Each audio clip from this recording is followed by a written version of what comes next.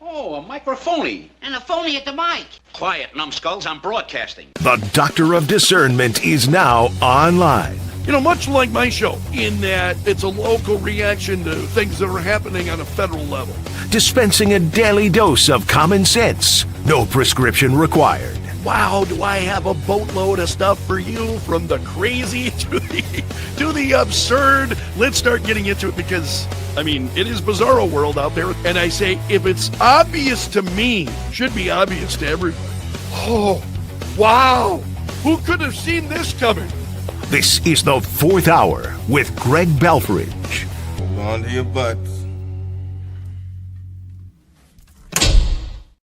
Broadcasting from the basement bunker beneath Teleradio. Welcome to the Fourth Hour with Greg Belfrage. It's so great to have you along. Let's take a look at what's going on this morning. The Department of Justice held a news conference this morning. DOJ announcing a lawsuit against the state of Maine, defying the president's executive order on trans athletes in women's sports. In other words, transgender. You're talking about men who they're transgender, now competing against biological females.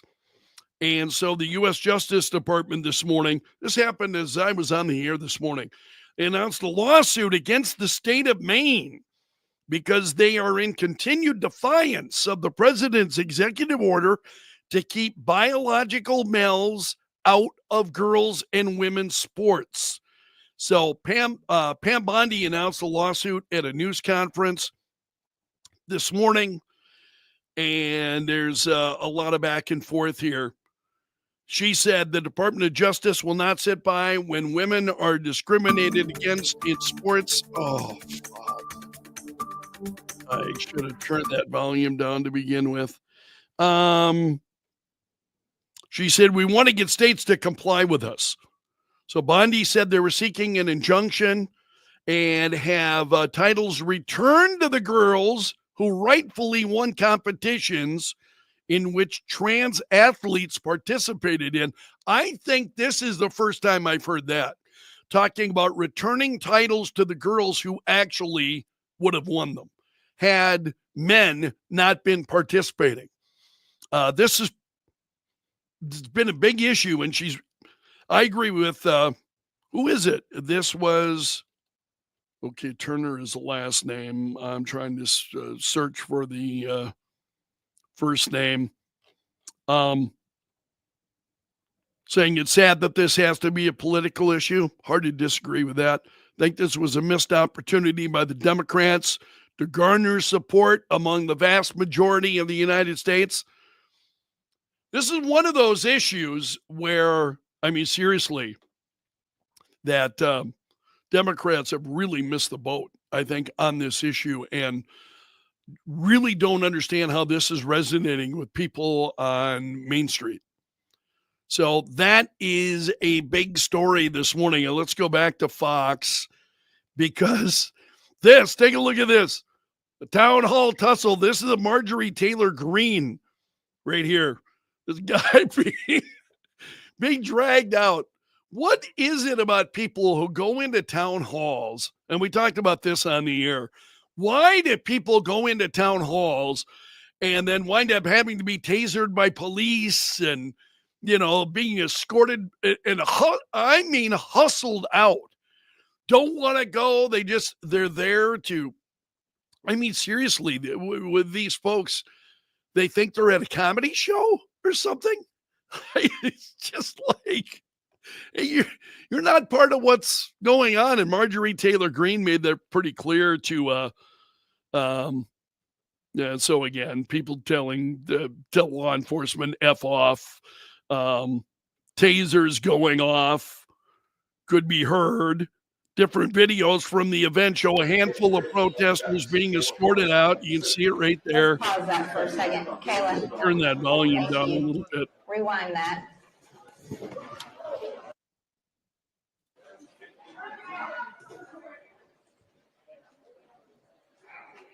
Why don't you just leave?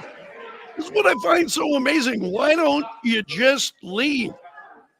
And they're telling this guy to leave. And now, right at the door, got to turn around and boom, you hear the taser going off. What is it with people? I mean, it is full on Nutsville out there. And then they're shouting all kinds of things. Free Garcia, free kill. Wow. Marjorie Taylor Greene, I'll give her credit. You got to give the Congresswoman credit. She stands her ground. She's saying the protest is outside. Thank you. Thank you very much. Oh, I find that funny. Maybe you don't, but I got to say very, very honestly that I find that incredibly funny that she just, bye-bye, you're on. It's keeping your good humor in the face of this insanity, I think, is a must. Because if you don't, I think you're going to fold. You're just not going to be able to make it if you can't laugh at what's happening. All right. Talked about Carmelo Anthony this morning on the show. He's living with his family in a $900,000 home. His father, now remember, unemployed, in a gated community, bought a new car after his release on bond. Remember now, he's accused of murdering Austin Metcalf, stabbed him with a knife at a high school track event. Living with his family in a $900,000 home. There, look at that. That is just absolutely incredible. Let's see what else they've got here. I wanted to show you photos of the home, and it's talking about the gated community here. Residents voicing concerns about having an accused killer in their neighborhood. Not good. Not good. I don't think he should be out, said one woman. Another neighbor said that the family is not poor if they live in the gated community. She said they're not poor people, that's for sure. Another neighbor saying the best thing they can do is move. I think that would be best for everyone. You got to appreciate the folks in the neighborhood probably don't appreciate the attention that Carmelo Anthony and his family are bringing to their community. But I just go on with my life. I'm going to have neighbors regardless of where I live. And I think I would take a little higher road. Take a look at this. This made me laugh out loud. Mother Jones is reporting that dogs are environmental villains. Those of you who own dogs, shame on you people. I love my dog, Rocco. Mother Jones republished an article from fellow progressive outlet, The Guardian. Oh, cringe, man. The Guardian. Arguing that wild dogs may be man's best friend. They're Mother Nature's villains. They highlighted new research originally published by The Guardian, concluding, I just laugh at so much of this crap, concluding the dogs have extensive and multifarious environmental. You ever heard that word before? I must say, you can call me uneducated, and some do. That's okay. Multifarious, extensive and multifarious environmental impacts, disturbing wildlife, polluting waterways. Yeah, wouldn't it just be better if man and dogs, they were just all dead? I mean, this is just crazy, man. And then this goes on. An Australian review analyzed dog attacks on other animals, finding that it may account for the colony collapse of little penguins. Oh, please. Oh, man, to imagine that you have nothing better to do in your life than to sit around and worry about stuff like that, right? That is just incredible. Now, I had this story this morning, and I thought about sharing it on the air. I was hoping actually to get to it. And I want you be the judge. Father is outraged after his daughter was suspended because she stood up to a bully and a fight broke out. But she was not the one who instigated. And that's pretty clear. There's video of this, and you can see the photos here. So the video has gone viral, and it shows this teenage boy slapping a girl in the face as they're standing in front of their class. And the girl points out what just happened to the teacher and was probably a little bit shocked. And at that point, so she's saying, "Did you see what just happened?" And then she takes a swing at the boy. So now he has struck her. And she reacts. And both of them wind up being suspended. And I would love, please share your thoughts in the comments. Should she have been suspended? He instigated it. He clearly started it. She responded. Was that a mistake? Should she have also been suspended? Her father says no. So I would love to see what you think. Feel free to share your comments with me. I'll touch on those here shortly. So the two wrestle each other to the ground. He pins her to the ground. He yells profanities at her. One student tries to get him off. The boy punches the girl a few times before they're eventually separated. What the hell? Can you imagine? I can't imagine being in school today. And I think about my grandkids, and I'm like, oh no, oh my Lord, no. This goes on. So the father of the girl said the video proves that his daughter was the victim. She acted in self-defense after she was slapped. And he said there shouldn't be so much confusion on a situation like this that is as plain as day, an assault of a boy on a girl. When did that change to be okay? So he's pretty upset about it, I think, as any father would be. I'm trying to I do this all the time. Try to put myself in the shoes of the people in these stories. And I say, okay, if this happened to my family, what would my reaction be? You know, how would I respond to this? And he said, I don't want this to happen to anyone else's daughter. That video is so hard to watch. I can't even watch it anymore. So the school district said they carried out the appropriate punishment per the district's code of conduct. And so there was a debate at the school board meeting, and the district's director of student affairs, Sherry Ashorn, a claim of self-defense isn't enough to prevent disciplinary action.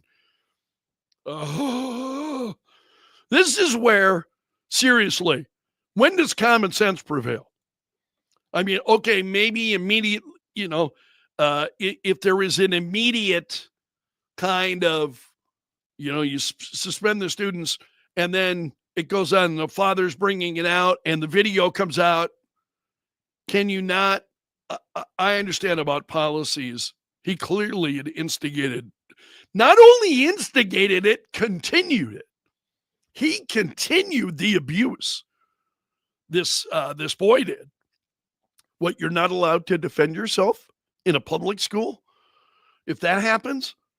So, what do you think about this? I would love to get your thoughts. Robert is saying, this is asinine. Yeah, that's pretty much true of stories I talk about on the show all the time. Melissa is saying, in middle school, my son had to get a boy literally off his back. I am on my son's side because he kept a sense of humor until it became too much. Both boys got a week suspension. I disagreed. Yeah, you can only imagine. I mean, at what point does that, again, I think you kind of expect schools then to step in and do something. At what point did they do something? to end that. And I mean, I want to be very clear. You know, my ex-wife has been in education her whole career.